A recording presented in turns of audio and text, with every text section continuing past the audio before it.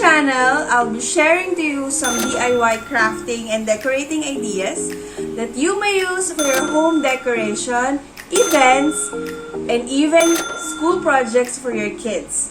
I will make sure that this is fun, easy, and budget-friendly.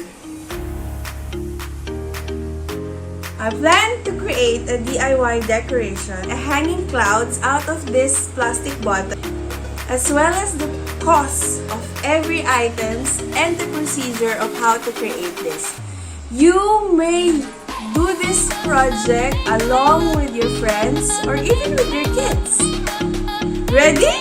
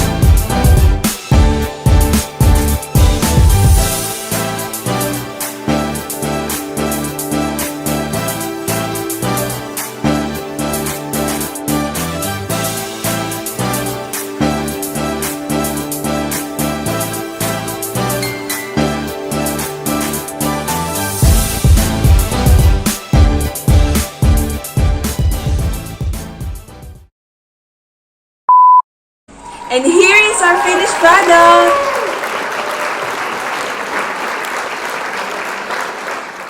You may hang this in the corner of your room or even in the middle of your bedroom. And just to add in, you can also use this for your events, such as baby shower or first birthday. Also, you can use this for your baby photo shoot if you have some themes that can fit in this kind of decoration. That is it! If I can do it, for sure you can do it. I will be sharing to you some of the information about the materials as well as the cost of the items down below.